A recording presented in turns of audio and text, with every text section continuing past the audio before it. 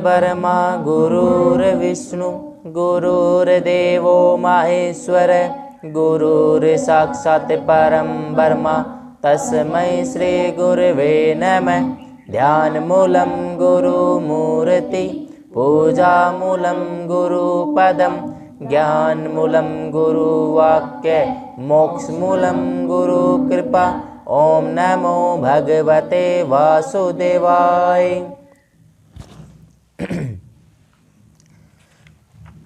श्री हरि संक्षिप्त महाभारत।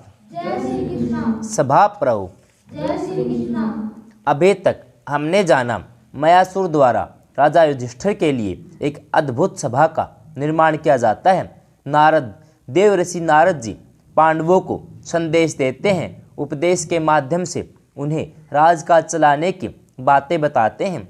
आज हम जानेंगे देव स्वभाव का कथन और सौरज्ञ पांडु का संदेश।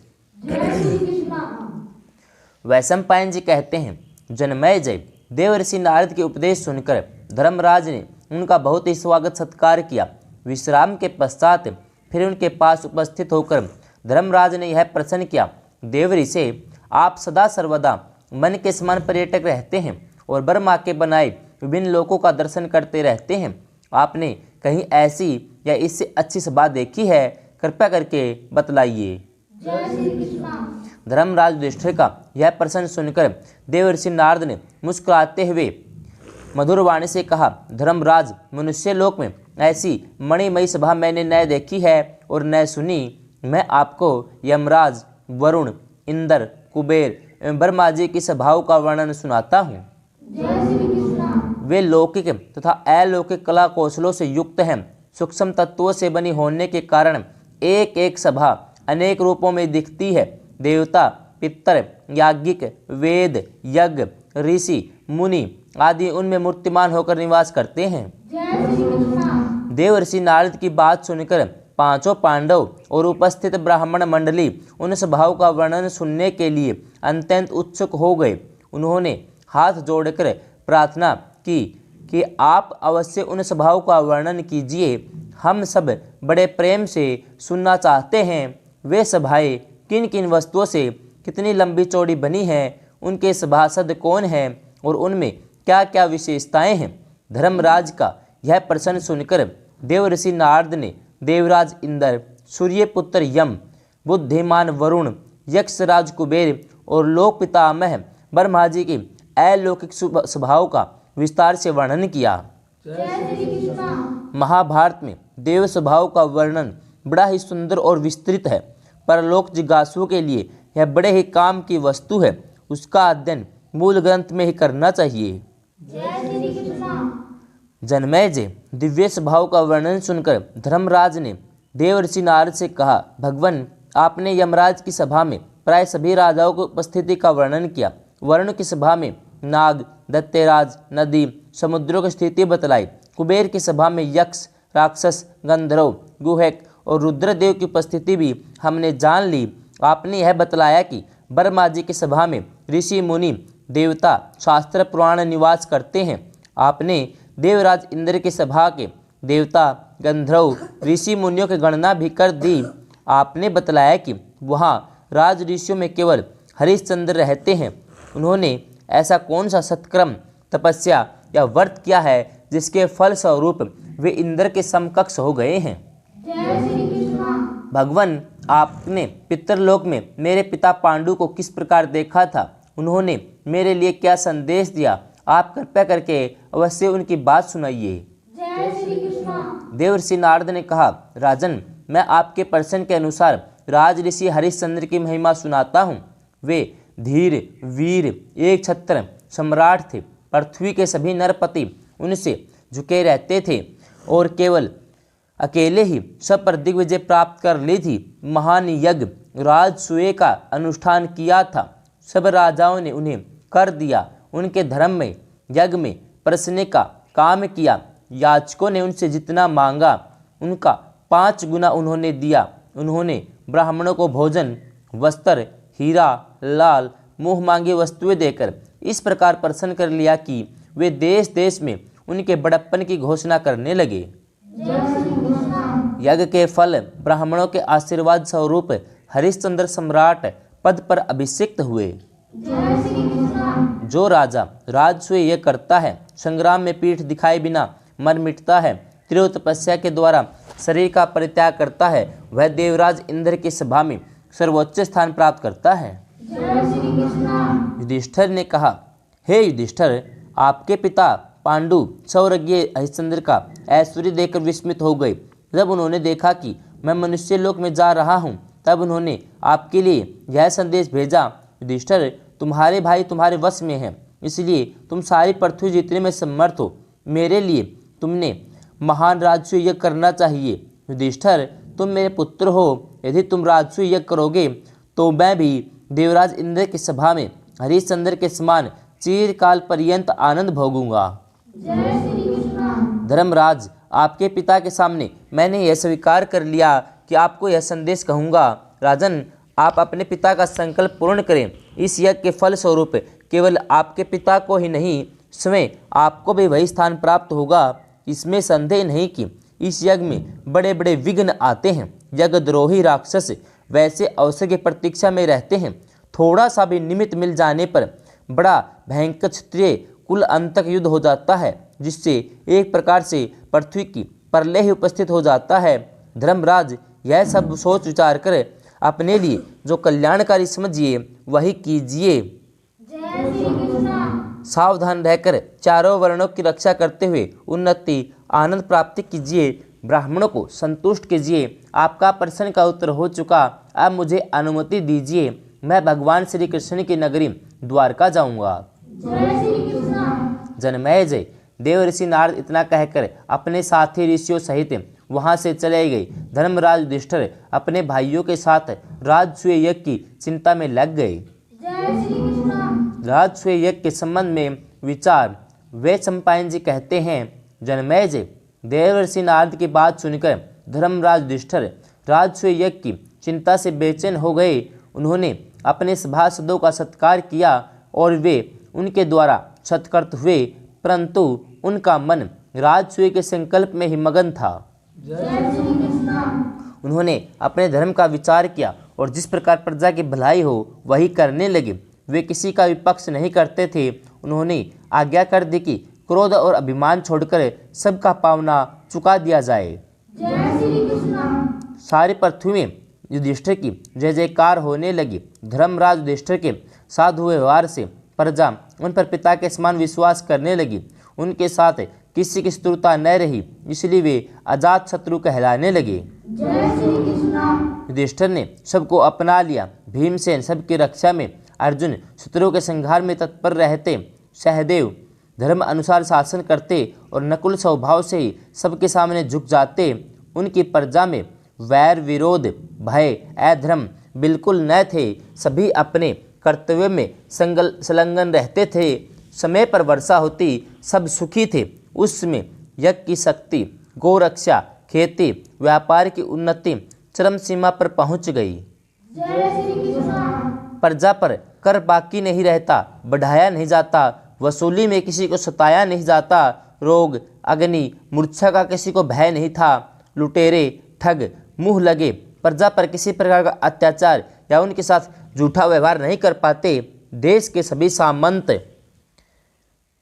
सामंत विभिन्न देशों के वैश्यों के साथ आकर धर्मराज की भलाई, सेवा, कर, दान, संधि, विग्रह आदि में सहयोग लेते थे। धर्मराज युधिष्ठिर जिस राज्य पर अधिकार कर लेते, वहाँ के ब्राह्मण, ग्वाले, सारी प्रजा उनसे प्रेम करने लगती। जनमेजय, धर्मराज ने अपने मंत्री और भाइयों को बुलाकर पूछा कि राजसूय यज्ञ के संबंध में आप लोगों की क्या सम्मति है। मंत्रियों ने एक स्वर में कहा, राजसूय यज्ञ के अभिषेक से राजा सारी पृथ्वी का एक छत्र स्वामी हो जाता है। ठीक वैसे ही जल के एक छत्र स्वामी वरुण हैं। आप सम्राट होने के योग्य हैं। राजसूय यज्ञ का यह अवसर सही भी है। जो बलवान है वही उसका यज्ञ का अधिकारी है, इसलिए आप अवश्य यह यज्ञ कीजिए। इसमें विचार करने की कोई आवश्यकता नहीं है।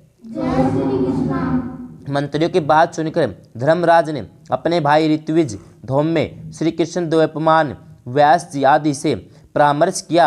सभी लोगों ने यही परामर्श दिया कि आप राजसूय महायज्ञ करने के सर्वथा योग्य हैं। सबकी सम्मति सुनकर परम बुद्धिमान धर्मराज युधिष्ठिर ने सबके कल्याण के लिए स्वयं मन ही मन विचार किया। बुद्धिमान पुरुष को चाहिए कि अपनी शक्ति, साधन, देश, काल, आय और व्यापार संबंधी भली भांति विचार करके जो कुछ भी निश्चय करे, ऐसा करने में विपत्ति की संभावना नहीं रहती। केवल मेरे निश्चय से यज्ञ नहीं हो जाता, यह समझकर ही यज्ञ का प्रयत्न करना चाहिए। इस प्रकार मन ही मन विचार करते हुए धर्मराज युधिष्ठिर इस निश्चय पर पहुँचे कि भगत वत्सल भगवान श्री कृष्ण ही इसका ठीक ठीक निर्णय कर सकते हैं। वे जगत के समस्त लोगों और लोगों से श्रेष्ठ हैं। उनका स्वरूप और ज्ञान अगाध है, उनकी शक्ति बेजोड़ है। उन्होंने अजन्मा होने पर जगत का कल्याण करने के लिए लीला से ही जन्म ग्रहण किया है। वे सब कुछ जानते और सब कुछ कर सकते हैं। बड़े से बड़ा भार भी उनके लिए बहुत ही हल्का है। ऐसा सोचकर उन्होंने मन ही मन भगवान की शरण ली। उनका निर्णय मानने का दृढ़ निश्चय किया। तब धर्मराज ने त्रिलोक शिरोमणि भगवान श्री कृष्ण के लिए बड़े आदर से दूत भेजा। दूत शीघ्रगामी रथ पर सवार होकर द्वारका में भगवान श्री कृष्ण के पास पहुंचा। भगवान श्री कृष्ण ने दूत से बातचीत करके यही निश्चय किया कि धर्मराज युधिष्ठिर मुझसे मिलना चाहते हैं, अतः उनसे स्वयं मिलना चाहिए। इस प्रकार उन्होंने उसी समय इंद्रसेन दूत के द्वारा इंद्रप्रस्थ की यात्रा कर दी। भगवान श्री कृष्ण वह शीघ्र ही पहुंचना चाहते थे, इसलिए शीघ्रगामी रथ पर सवार होकर अनेक देशों को पार करते हुए इंद्रप्रस्थ में धर्मराज युधिष्ठिर के पास पहुँचे। फुफेरे भाई धर्मराज और भीमसेन ने पिता के समान उनका सत्कार किया। तदनंतर भगवान श्री कृष्ण बड़ी प्रसन्नता से अपनी बुआ कुंती से मिले। वे अपने प्रेमी मित्र सगे संबंधियों के साथ बड़े आनंद से रहने लगे। अर्जुन, सहदेव, नकुल गुरु बुद्धि से उनकी पूजा करने लगे। एक दिन जब भगवान श्री कृष्ण विश्राम कर चुके और उन्हें अवकाश मिला, तब धर्मराज युधिष्ठिर ने उनके पास आकर अपना अभिप्राय प्रकट किया। धर्मराज ने कहा, श्री कृष्ण जी, मैं राजसूय यज्ञ करना चाहता हूँ, परंतु आप तो जानते ही हैं राजसूय यज्ञ केवल चाहने भर से नहीं होता। जो सब कुछ करना होता है, जिसकी सर्वत्र पूजा होती है, जो सर्वेश्वर होता है, वही राजसूय यज्ञ कर सकता है। मेरे मित्र एक स्वर से कहते हैं, तुम राजसूय यज्ञ आरंभ करो, परंतु इसका निश्चय तो आपकी सम्मति से ही होगा। बहुत से लोग प्रेम संबंध के कारण, कुछ लोग स्वार्थ के कारण मेरी त्रुटियों को न बतलाकर मुझसे मीठी मीठी बात ही करते हैं। कुछ लोग तो अपनी भलाई के काम को ही मेरी भलाई का काम समझ बैठते हैं। इस प्रकार लोग तरह तरह की बात करते हैं, परंतु आप स्वार्थ से परे हैं। आप में राग और द्वेष तो लेस मात्र भी नहीं है। मैं राजसूय यज्ञ कर सकता हूँ या नहीं, यह बात आप ही ठीक ठीक बतलाइए। जरासंध के विषय में भगवान श्री कृष्ण और धर्मराज युधिष्ठिर की बातचीत। भगवान श्री कृष्ण ने धर्मराज से कहा, महाराज, आप में सभी गुण हैं, इसलिए आप राजसूय यज्ञ के वास्तव में अधिकारी हैं। आप सब कुछ जानते हैं, फिर भी आपके पूछने पर मैं कुछ कहता हूँ। इस समय राजा जरासंध ने अपने बाहुबल से सब राजाओं को हराकर अपनी राजधानी में कैद कर रखा है। यह उनसे सेवा लेता है। इस समय वही सबसे प्रबल राजा है। प्रतापी शिशुपाल उसी का आश्रय लेकर सेनापति का काम कर रहा है। करुष देश का अधिपति जो महाबली और माया युद्ध में कुशल है, शिष्य के समान जरासंध की सेवा करता है।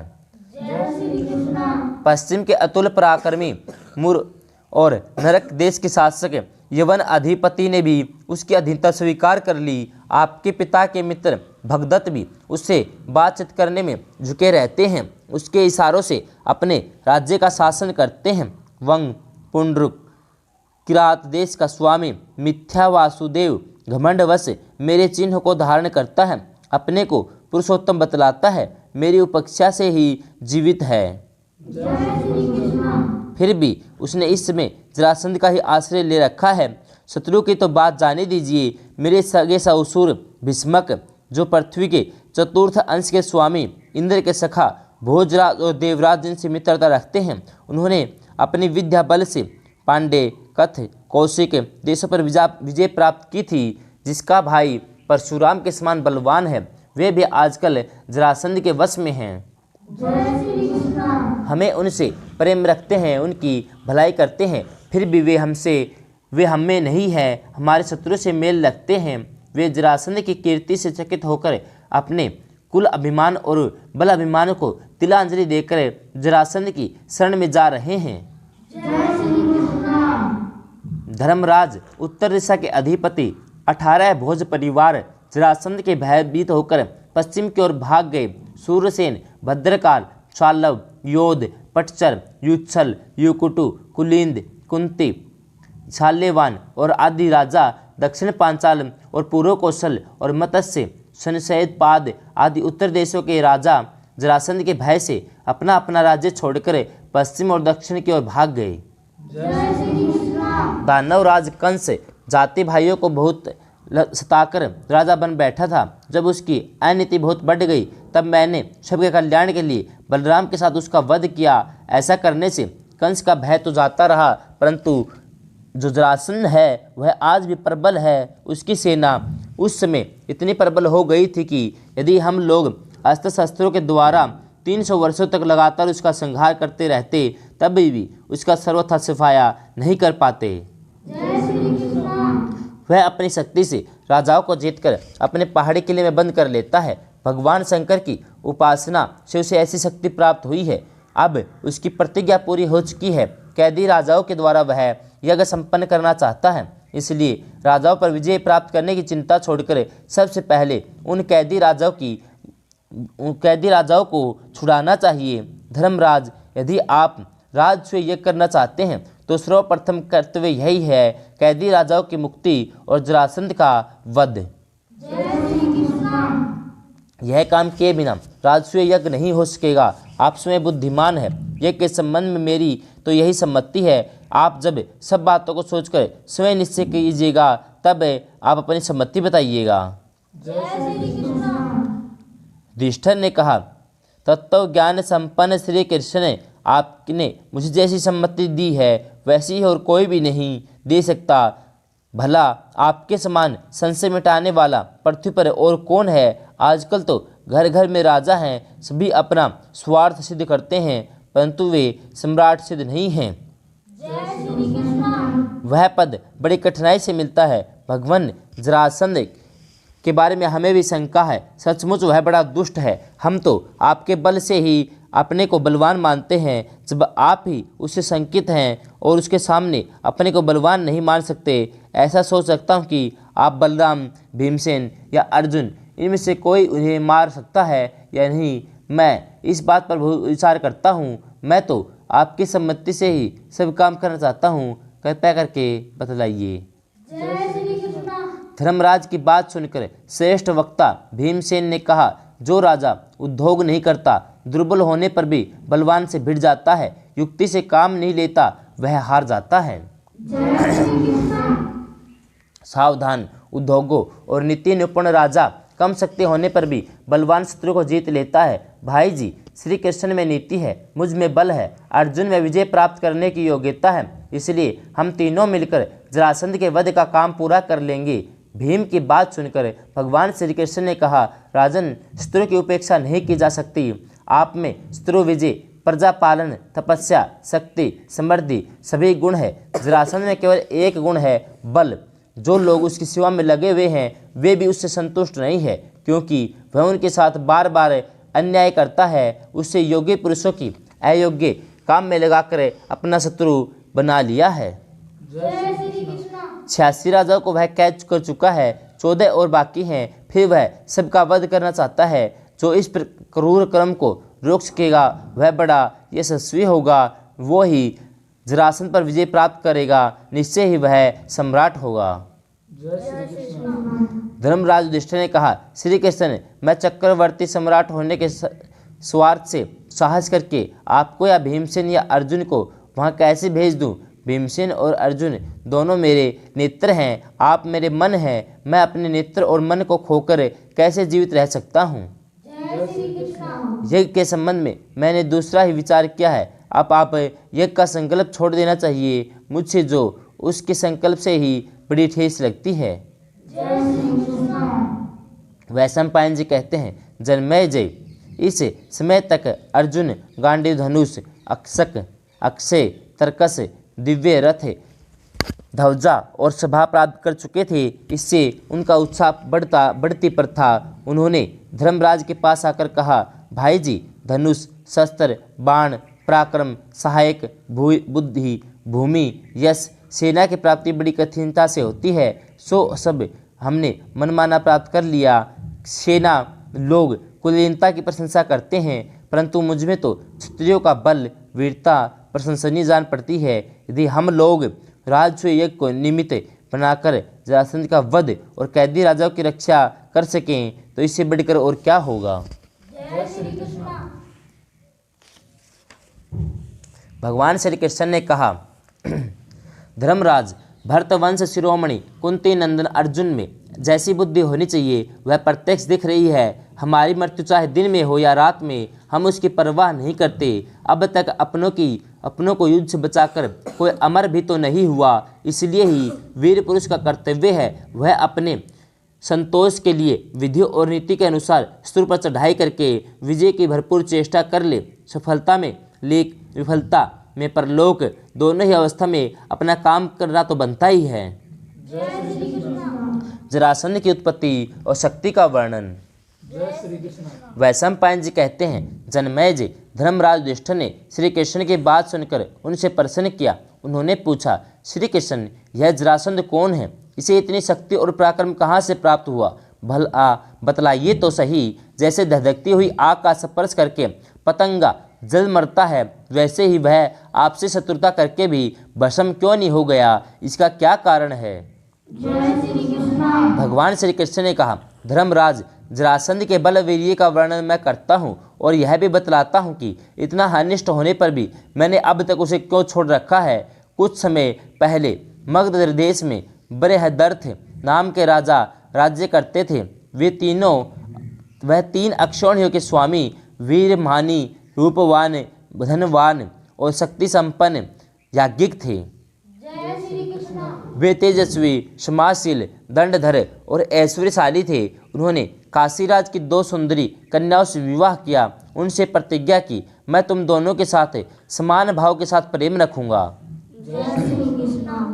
इस प्रकार विशेष सेवन करते करते उनकी जवानी बीत गई, परंतु मंगलमय होम, पुत्रेष्टि यज्ञ आदि करने पर भी उन्हें पुत्र की प्राप्ति नहीं हुई। एक दिन उन्होंने सुना कि गौतम कक्षीवान के पुत्र महात्मा चंडी कौशिक तपस्या के लिए उत्तम पर्वत की ओर आ रहे हैं।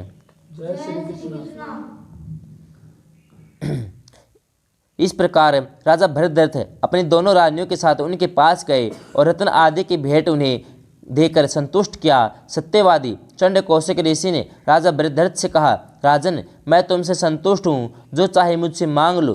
राजा ने कहा, भगवन, मैं अभागा और संतानहीन हूँ, राज्य छोड़कर तपोवन में आ गया हूँ। भला अब मैं वर लेकर क्या करूँगा? राजा की कातर वाणी सुनकर चंड कौशिक ऋषि कृपावश हो गए एवं ध्यान करने लगे। उस समय जिस आम के पेड़ के नीचे वे बैठे थे, उससे एक फल उनकी गोदी में गिरा। वह फल था बड़ा सरस, परंतु फिर भी तोते की चोंच से अछूता था। महर्षि ने उसे उठाकर अभिमंत्रित किया और राजा को दे दिया। वास्तव में उन्होंने पुत्र प्राप्ति करने के लिए ही वह गिरा था। महात्मा चंड कौशिक ने राजा से कहा, अब तुम अपने घर लौट जाओ, शीघ्र ही तुम्हें पुत्र की प्राप्ति होगी। प्रणाम के पश्चात भरतदर्थ अपनी राजधानी में लौट आए। शुभ मुहूर्त में वह फल दोनों रानियों को दे दिया। रानियों ने उसके 2 टुकड़े किए और बांटकर एक एक टुकड़ा खा लिया। संयोग की बात है, महर्षि सत्यवादिता के प्रभाव से दोनों रानियों के गर्भ रह गया। राजा भरतदर्थ की प्रसन्नता की सीमा न रही। धर्मराज, समय आने पर दोनों के गर्भ से शरीर का एक एक टुकड़ा पैदा हुआ। प्रत्येक में एक आंख, एक बाह, एक पैर, आधा पेट, आधा मुंह आधी कमर थी। उन्हें देखकर दोनों रानियां कांप उठी। उन्होंने दुख से घबराकर यही सलाह की कि इन दोनों टुकड़ों को फेंक दिया जाए। दोनों की दासियों ने आज्ञा पाते ही दोनों सजीव टुकड़ों को भली भांति देखकर रनिवास के बाहर डाल दिया। राजन, वहाँ एक राक्षसी रहती थी। उसका नाम था जरा। वह खून पीती और मांस खाती थी। उसने उन टुकड़ों को उठाया, संयोगवश सुविधा से ले जाने के लिए एक साथ जोड़ दिया। अब क्या, दोनों टुकड़े मिलकर एक महाबली और परम पराक्रमी राजकुमार बन गया। जरा राक्षसी आश्चर्यचकित हो गई। वह वज्र कर्कश शरीर कुमार को उठा तक न सकी। कुमार ने मुट्ठी बांधकर मुंह में डाल ली। वर्षाकालीन मेघ की गर्जना के सम्मार गंभीर स्वर से रोना शुरू किया। रनिवास के लोग यह शब्द सुनकर आश्चर्यचकित हो राजा के साथ बाहर निकल आए। यद्यपि रानियां पुत्र की ओर से निराश हो चुकी थी, फिर भी उनके सपनों में दूध उमड़ रहा था। वे उदास मुख से पुत्र दर्शन के लिए राज परिवार की स्थिति, ममता, लालसा और व्याकुलता बालक का मुंह देखकर सोचने लगी, मैं इस राजा के देश में रहती हूँ। इसे संतान की बड़ी अभिलाषा है, साथ ही बड़े धार्मिक और महात्मा हैं। इसलिए सब गंगा भी इस नवजात सुकुमार की नष्ट करना अनुचित है। अब वह मनुष्य रूप धारण करके बालक को गोद में लिए राजा के पास आकर बोली, राजन, यह लीजिए आपका पुत्र है। महर्षि के आशीर्वाद से आपको यह प्राप्त हुआ है। मैंने इसकी रक्षा की, आप इसे स्वीकार कीजिए। राक्षसी के इस प्रकार कहते न कहते रानियों ने उसे अपने गोद में लेकर सतनों से दूध से सींच दिया। राजा बरदर्थ यह देखकर आनंद से फूल उठे। उन्होंने सोने सी मनोहर मनुष्य रूप धारिणी राक्षसी से पूछा, अहो, मुझे पुत्र देने वाले तुम कौन हो? मुझसे ऐसा जान पड़ता है कि तुम कोई देवी हो। क्या यह सत्य है? जरा ने कहा, राजन, आपका कल्याण हो। मैं जरा नाम की राक्षसी हूँ। मैं आदरपूर्वक आराम से आपके घर में रहती हूँ। मैं सुमेरे सरीखे पर्वत को भी निगल सकती हूँ। आपके बच्चे को मैं तो रखा ही क्या है, किंतु मैं आपके घर में सर्वदा सत्कार पाती हूँ और इसलिए आपके पुत्र को आपके हाथ में सौंप रही हूँ।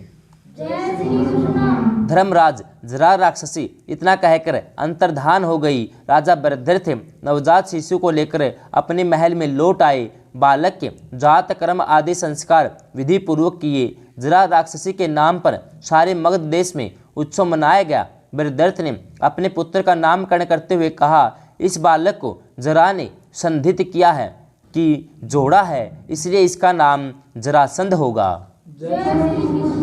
बालक जरासंध शुक्ल पक्ष के चंद्रमा के समान, हवन की गई अग्नि के समान आकार और बल में दिन दिन बढ़ने लगा। अपने माँ बाप को आनंदित करने लगा।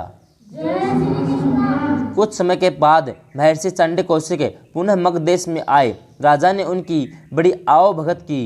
इन्होंने प्रसन्न होकर कहा, राजन, जरासंध के जन्म की सारी बातें मुझे दिव्य दृष्टि से मालूम हो गई। तुम्हारा पुत्र बड़ा तेजस्वी, ओजस्वी, बलवान और रूपवान होगा। इसके बाहुबल के आगे कुछ भी अप्राप्य न होगा। कोई भी इसकी मुकाबला नहीं कर सकेगा। विरोधी अपने आप नष्ट हो जाएंगे। देवताओं के अस्त्र शस्त्र भी इसे चोट नहीं पहुंचा सकेंगे। सभी लोग इसकी आज्ञा मानेंगे और तो क्या, इसकी आराधना से प्रसन्न होकर स्वयं भगवान शंकर इसे दर्शन देंगे। इतना कहकर महर्षि चंड कौशिक चले गए। राजा बरदर्थ ने जरासंध का राज सिंहासन पर अभिषेक किया और स्वयं रानियों के साथ वन में चले गए। वास्तव में जरासंध की शक्ति महर्षि चंड कौशिक के कहे जैसी है। यद्यपि हम लोग बलवान हैं, फिर भी अब तक नीति की दृष्टि से उसकी उपेक्षा करते हैं। श्री कृष्ण, भीमसेन और अर्जुन की मगध यात्रा और जरासंध से बातचीत। भगवान श्री कृष्ण कहते हैं, धर्मराज, जरासंध के मुख्य सहायक हैं हंस और डिंभक। वे मारे जा चुके। साथियों सहित कंस का भी सत्यानाश हो गया। अब जरासंध के नाश का समय आ पहुंचा है। आमने सामने की लड़ाई में देव दानव सभी के लिए उसको हराना कठिन है। इसलिए उससे द्वंद्व युद्ध अर्थात कुश्ती लड़कर ही उसको जीतना चाहिए। जैसे 3 अग्नियों में यज्ञ कार्य संपन्न होता है, वैसे ही मेरी नीति भीमसेन के बल और अर्जुन की रक्षा से जरासंध का वध हो सकता है। जब एकांत में हम तीनों ने उसकी भेंट होगी तो अवश्य किसी न किसी के साथ युद्ध करना स्वीकार कर लेगा। यह निश्चित है कि वह घमंडी भीमसेन से ही लड़ेगा, इसमें कोई संदेह नहीं। भीमसेन उसके लिए यमराज के समान प्राण आंतक है। यदि आप मेरे हृदय की बात जानते हैं, मुझ पर विश्वास करते हैं, तो भीमसेन और अर्जुन को द्रोहर के रूप में मुझे दे दीजिए। ये सब काम मैं अपने आप बना दूंगा। वैशंपायन जी कहते हैं, जन्मेजय, भगवान श्री कृष्ण की वाणी सुनकर भीमसेन और अर्जुन प्रसन्नता के मारे खिल उठे। उनकी ओर देखकर युधिष्ठिर ने कहा, श्री कृष्ण, उफ, ऐसी बात न कहिए। आप हमारे स्वामी हैं, हम आपके आश्रित हैं, सेवक हैं। आपके वाणी, आपका एक एक अक्षर सत्य है। आप जिसके पक्ष में हैं उसकी वजह निश्चित है। आपकी आज्ञा में स्थिर होकर मैं तो ऐसा समझ रहा हूँ कि जरासंध का वध, कैदी राजाओं का छुटकारा, राजसूय यज्ञ की समाप्ति, सब कुछ कुशल हो जाए। स्वामी, आप सावधान होकर वही कीजिए जिससे काम बने। आप तीनों के बिना मैं जीना पसंद नहीं करता। अर्जुन के बिना आप और आपके बिना अर्जुन रह नहीं सकता। आप दोनों के लिए कोई भी क्षत्रिय नहीं है। आप दोनों के साथ भीमसेन सब कुछ कर सकता है। आप नीति निपुण हैं। आपकी शरण ग्रहण करके ही हम कई कार्यसिद्धि का प्रयत्न करेंगे। अर्जुन आपका, भीमसेन अर्जुन का आगमन करें। नीति, जय और बस बल के मेल से अवश्य सिद्धि मिलेगी। वैशंपायन जी कहते हैं, जन्मेजय, युधिष्ठिर की अनुमति लेकर प्राप्त करके श्री कृष्ण, भीमसेन और अर्जुन तीनों भाई मद के लिए चल पड़े। पदधर, कालकूट, गंडकी और महाघोष, स्तानीरा, गंगा, श्रमणवंती आदि पर्वत की ओर नदी को पार करते हुए वे मगध देश में जा पहुँचे। उस समय वे लोग वल्कल वस्त्र धारण किए हुए थे। कुछ ही समय में श्रेष्ठ पर्वत गोरखपुर पर पहुंच गए। उस पर बड़े सुंदर सुंदर वृक्ष और जलाशय थे। गोयों के लिए वह मुख्य क्षेत्र था। वहाँ के मगधराज की राजधानी स्पष्ट दिख रही थी। वहाँ पहुँचते ही उन लोगों ने सबसे पहले राजधानी की पुरानी बुर्ज नष्ट भ्रष्ट कर दी। तंत्रदर मगधपुरी में प्रवेश किया। इन दिनों वहाँ बड़े अपशकुन हो रहे थे। ब्राह्मणों ने जाकर जरासंध से निवेदन किया। अरिष्ट की शांति के लिए जरासंध को हाथी पर चढ़ाकर अग्नि की प्रतीक्षा करवाई। स्वयं मगधराज ने भी अरिष्ट शांति के लिए बहुत से नियमों का पालन करते हुए उपदेश दिया। इधर भगवान श्री कृष्ण, भीमसेन और अर्जुन अस्त्र शस्त्रों का परित्याग करके तपस्वियों से वेश में जरासंध से बाह्य युद्ध करने का उद्देश्य से नगर में घुसे। उनके विशाल वक्षस्थल को देखकर नागरिक चकित और विस्मित हो गए। उन्होंने क्रमशः जनसंकीर्ण और सुरक्षित 3 ड्योढ़ियाँ पार की। वे निशंक भाव से जरासंध के पास पहुंच गए। जरासंध उन्हें देखते ही खड़ा हो गया। उससे अर्घ्य, पाद, मधुपरक आदि से उनका स्वागत सत्कार किया। जन्मेजय, भगवान श्री कृष्ण आदि के वेश से उनके आचरण का कोई मेल नहीं था। इसलिए जरासंध ने कुछ तिरस्कार पूर्वक कहा, ब्राह्मण जी, मैं जानता हूँ स्नातक ब्राह्मण सभा में जाने के लिए अतिरिक्त किसी भी समय माला या चंदन धारण नहीं करते। आप लोग बतलाइए, आप कौन हैं? आपके कपड़े लाल हैं, शरीर पर पुष्पों की माला है और अंगरांग भी है। आप लोगों की भुजाओं पर धनुष की प्रत्यंचा का निशान स्पष्ट झलक रहा है। आप लोग द्वार से होकर क्यों नहीं आए? निर्भयतापूर्वक वेश बदलकर बुरुज को तोड़कर आने का क्या कारण है? आप लोग का वेश तो ब्राह्मण का है, कार्य ठीक उसके विपरीत है। अस्तु, जो कुछ भी हो, आपके आगमन का प्रयोजन क्या है? जरासंध की बात सुनकर कुशल वक्ता मनस्वी श्री कृष्ण ने सन्निग्ध गंभीर वाणी से कहा, राजन, स्नातक ब्राह्मण हैं, यह तो आपकी समझ में आ गया है। स्नातक ब्राह्मण का वेश तो ब्राह्मण, क्षत्रिय, वैश्य तीनों ही धारण कर सकते हैं। पुष्पमाला धारण करना तो श्रीमानों का काम है। क्षत्रियों की भुजाएं ही उनका बल है। हम वाणी की वीरता नहीं दिखाते। यदि आप हमारा बाहुबल देखना चाहते हो तो अभी देख लें। धीरे वीर पुरुष शत्रु के पर घर में बिना द्वार के और मित्र के घर में द्वार से प्रवेश करते हैं। हमने जो कुछ किया वह सब सुसंगत है। जरासंध ने कहा, मैंने किस समय आप लोगों के साथ स्तुता या दुर्व्यवहार किया है, यह ध्यान देने पर भी बात याद नहीं पड़ता। मुझ निपराध शत्रु समझने का कारण है। क्या सत्पुरुषों के लिए यही उचित है, मैं अपने धर्म में तत्पर रहूं, प्रजा का पालन करता रहूं? फिर मुझे शत्रु मानने का कारण है, कहीं आप उन्मादवश तो ऐसा नहीं कर रहे हैं? भगवान श्री कृष्ण ने कहा, राजन, तुमने क्षत्रियों का बलिदान करने का निश्चय किया है। क्या यह क्रूर कर्म अपराध नहीं? तुम सर्वश्रेष्ठ राजा होकर भी निरपराध राजाओं की हिंसा करना कैसे उचित समझते हो? किंतु बात यही है, हम दुखियों की सहायता करते हैं। तुम क्षत्रिय जाति का नाश चाहते हो, हम जाति की अभिवृद्धि के लिए तुम्हारे वध का निश्चय करने के लिए यहाँ आए हैं। तुम जो नहीं हो, तुम जो इस घमंड में फूले रहते हो कि मेरे समान कोई योद्धा क्षत्रिय नहीं है, यह तुम्हारा भ्रम है। इस विशाल पृथ्वी के वक्ष स्थल पर तुमसे भी अधिक वीर है। तुम्हारे लिए तुम्हारा यह घमंड असहाय है। अपनी बराबर वालों के सामने यह घमंड छोड़ दो, अन्यथा तुम्हें पुत्र, मंत्री और सेना के साथ यमपुरी में जाना पड़ेगा। हमारे आने का उद्देश्य निश्चय ही युद्ध है। हम ब्राह्मण नहीं हैं। मैं हूँ वसुदेव का पुत्र श्री कृष्ण और ये दोनों हैं पांडु नंदन भीमसेन और अर्जुन। हम तुम्हें युद्ध के लिए ललकारते हैं। तुम या तो समस्त कैदी नरपतियों को छोड़ दो अथवा हमारे साथ युद्ध करके परलोक सिधारो। जरासंध ने कहा, वसुदेव, मैं किसी भी राजा को बिना जीते नहीं लाया हूँ। तनिक दिखाओ तो सही, वह कौन लोग है जिसे मैंने जीता न हो, जो मेरा सामना कर सकता है? क्या मैं तुमसे डरकर इन राजाओं को छोड़ दूं? यह नहीं हो सकता। तुम चाहो तो सेना के साथ लड़ लो। मैं एक के साथ या तीनों के साथ अकेले ही लड़ सकता हूँ, चाहे एक साथ लड़ लो या अलग अलग। यह कहकर जरासंध ने अपने पुत्र सहदेव के राज्याभिषेक की आज्ञा दी और भगवान श्री कृष्ण ने देखा कि आकाशवाणी के अनुसार यदुवंशियों के हाथ से जरासंध का वध नहीं हो सकता। इसलिए उन्होंने जरासंध को स्वयं न मारकर भीमसेन के हाथों मरवाने का निश्चय किया। जरासंध वध और बंदी राजाओं की मुक्ति। वैशंपायन जी कहते हैं, जनमेजय, जब भगवान श्री कृष्ण ने देखा कि जरासंध युद्ध करने के लिए उद्धत हो गया है, तब उन्होंने उससे पूछा, राजन, तुम हम तीनों में से किसके साथ युद्ध करना चाहते हो? हम में से कौन युद्ध के लिए तैयार हो? जरासंध ने भीमसेन के साथ कुश्ती लड़ना स्वीकार किया। उसने माला, मांगलिक चिन्ह धारण किए, पीड़ा मिटाने वाले बाजूबंद पहने। ब्राह्मणों ने आकर स्वस्ति वाचन किया। क्षत्रिय धर्म के अनुसार उसने बख्तर पहना, मुकुट उतारा, बालों को बांधता हुआ खड़ा हो गया। जरासंध ने कहा, भीमसेन, आओ, बलवान के साथ लड़कर हारने पर भी यश ही मिलता है।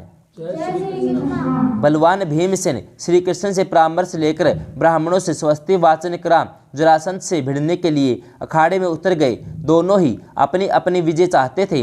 दोनों ने ही अपनी अपनी भुजाओं को शस्त्र बनाया हुआ था। हाथ मिलाने पर पहले एक दूसरे के पैर को छुआ। तंत्रधर खम और ताल ठोकते हुए परस्पर गुथ गए। उन्होंने तृणपीड़, पूर्ण योग, समुष्टिक आदि अनेकों दाव पेच लगाए। उनकी कुश्ती अपूर्व थी। उनका मल्ल युद्ध देखने के लिए हजारों पूर्ववासी ब्राह्मण, क्षत्रिय, वैश्य, शूद्र, स्त्री, वृद्ध इकट्ठे हो गए। उनके प्रहार और छीना झपटी से बड़े कर्कश ध्वनि होने लगी। वे कभी कभी हाथों से एक दूसरे को धकेल देते, गर्दन पकड़कर घुमा देते, कभी एक दूसरे को खदेड़ते, खींचते, घसीटते, घुटनों से चोट करते, हुंकार करते हुए घूंसों का वार करते। वे जिध जाते। उधर की जनता भाग खड़ी होती। दोनों हट्टे कट्टे, चौड़ी छाती, लंबी बाह वाले पहलवान अपनी अपनी भुजाओं से इस प्रकार लड़ रहे थे जैसे मानो लोहे के बेलन टकरा रहे हों। यह युद्ध कार्तिक कृष्ण प्रतिपदा से प्रारंभ होकर लगातार 13 दिन रात तक बिना खाए पिए और बिना रुके चलता रहा। 14वें दिन रात के समय जरासंध थककर कुछ ढीला पड़ गया। उसकी यह दशा देखकर भगवान श्री कृष्ण ने भीमकर्मा भीमसेन को उभारते हुए कहा, वीर भीमसेन, थक जाने पर शत्रु की अधिक दबाना उचित नहीं। अरे, अधिक जोर लगाने पर वह मर ही जाएगा। इसलिए अब तुम जरासंध को ज़्यादा न दबाकर केवल बाह्य युद्ध करते रहो। श्री कृष्ण के बात सुनते ही भीमसेन ने जरासंध की स्थिति समझ ली और उसे मार डालने का संकल्प किया। भगवान श्री कृष्ण ने भीमसेन को और भी फुर्ती के साथ उत्साहित करते हुए संकेत दिया, भीमसेन, तुम में देव बल और वायु बल दोनों हैं। तुम जरासंध पर तने के उन बलों को दिखाओ। तो श्री कृष्ण का इशारा समझकर भगवान श्री कृष्ण का इशारा समझकर बलवान भीमसेन ने जरासंध को उठा लिया और बड़े वेग से आकाश में घुमाने लगे। 100 बार घुमाकर उसे जमीन पर पटका और घुटनों की चोट से उसकी पीठ की रीढ़ की हड्डी तोड़कर पीस दिया। साथ ही हुंकार करके उसका एक पैर पकड़ा और दूसरे पैर पर पैर रखकर उसे 2 खंडों में चीर डाला। जरासंध की इस दुर्दशा और भीमसेन की गर्जना से उपस्थित जनता भयभीत हो गई। स्तुतियों के तो गर्भपात तक की नौबत आ गई। सब लोग चकित विस्मित होकर सोचने लगे कि कहीं हिमालय तो नहीं टूट पड़ा, पृथ्वी तो खंड खंड नहीं हो गई। भगवान श्री कृष्ण अर्जुन भीमसेन ने शत्रु का नाश करके उसके प्राणहीन शरीर को रनिवास की ड्योढ़ी पर डाल दिया और रातों रात वहां से बाहर निकल गए। श्री कृष्ण ने जरासंध के ध्वजा मंडित दिव्य रथ को जोता, उस पर भीमसेन अर्जुन को बैठाया और वहां से चलकर कैदी राजाओं को पहाड़ी की खोज से बाहर निकाला। उस रथ से वे राजाओं के साथ वहां से चल पड़े। उस रथ का नाम था सौद्रेवान। वो महारथी उस पर एक साथ बैठकर युद्ध कर सकते थे। उस पर भीमसेन और अर्जुन बैठ गए। भगवान श्री कृष्ण सारथी बने। उसी रथ पर बैठकर इंद्र ने पहले 99 बार दानवों का संहार किया था। उसके ऊपर एक दिव्य ध्वजा थी जो बिना किसी आधार के ही लहराती थी। इंद्रधनुष सी चमकती 1 योजन दूर से दिख जाती थी। वह रथ इंद्र ने वसु नाम के राजा को, वसु ने बृहद्रथ को और बृहद्रथ ने जरासंध को दिया था। वह दिव्य रथ पाकर बड़ी प्रसन्नता से तीनों भाइयों ने वहां से यात्रा की। परम यशस्वी करुणा वरुणाल्य भगवान श्री कृष्ण रथ हाँक कर गिरी वज्र से बाहर निकले। खुले मैदान में आए। वहां ब्राह्मण आदि नागरिकों ने, कैद से छुटे हुए राजाओं ने श्री कृष्ण की विधि पूर्वक पूजा की। राजाओं ने कहा, सर्वशक्तिमान प्रभु, आपने भीम और अर्जुन के साथ आकर हमें छुड़ाकर धर्म की रक्षा की है। आपके लिए कोई नवीनता नहीं। हम जरासंध रूप विशाल ताल के दुख दल में फंसे हुए थे। आपने हमारा उद्धार किया। सर्वव्यापक यदुनंदन, हम दुख से मुक्त हुए। आपकी उज्जवल कीर्ति की स्थापना की। हम आपके सामने नम्रता से झुककर खड़े हुए हैं। हमें कुछ आज्ञा दीजिए। आपका कठिन से कठिन काम भी हम करेंगे। भगवान श्री कृष्ण ने उन्हें आश्वासन देते हुए कहा, धर्मराज युधिष्ठिर चक्रवर्ती पद प्राप्त करने के लिए राजसूय यज्ञ करना चाहते हैं। आप लोग उसकी सहायता कीजिए। राजाओं की प्रसन्नता की सीमा न रही। उन्होंने हृदय से यह प्रस्ताव स्वीकार किया। अब वे लोग भगवान श्री कृष्ण को रत्न राशि भेंट करने लगे। भगवान ने उन पर कृपा करके बड़ी कठिनाई से भेंट स्वीकार की। जरासंध का पुत्र सहदेव मंत्रियों के साथ पुरोहित को आगे करके अनेकों रत्न लिए बड़ी नम्रता के साथ श्री कृष्ण के सामने उपस्थित हुआ। भगवान श्री कृष्ण ने भयभीत सहदेव को अभेदान देकर भेंट स्वीकार की। श्री कृष्ण अर्जुन भीमसेन ने वही सहदेव का अभिषेक किया। सहदेव बड़ी प्रसन्नता से अपनी राजधानी में लौट गया।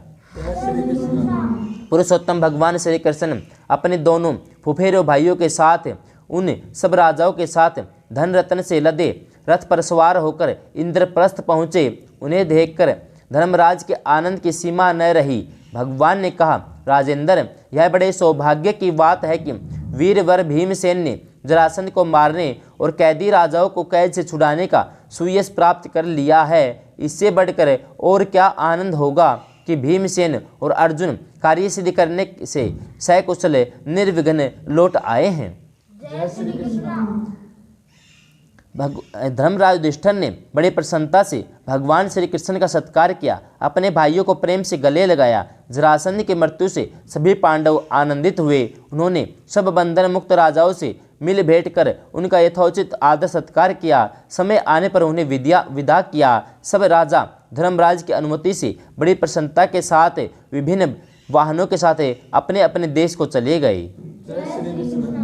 परम परवीण भगवान श्री कृष्ण ने इस प्रकार जरासंध का वध करवाकर धर्मराज की अनुमति प्राप्त करके कुंती, द्रौपदी, सुभद्रा, भीमसेन, अर्जुन, नकुल, सहदेव, धौम्य से विदा ली और उसी रथ पर जो जरासंध के यहाँ से लाए थे युधिष्ठिर के कहने पर सवार होकर द्वारका की यात्रा की। यात्रा के समय पांडवों ने आनंद कंद भगवान श्री कृष्ण का यथोचित अभिवादन और परिक्रमा की।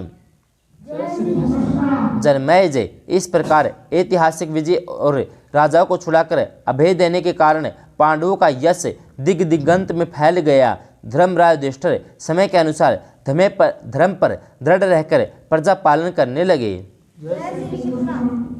धर्म, काम और अर्थ तीनों ही पुरुषार्थी उनकी सेवा में संलग्न रहते थे। जय श्री कृष्ण।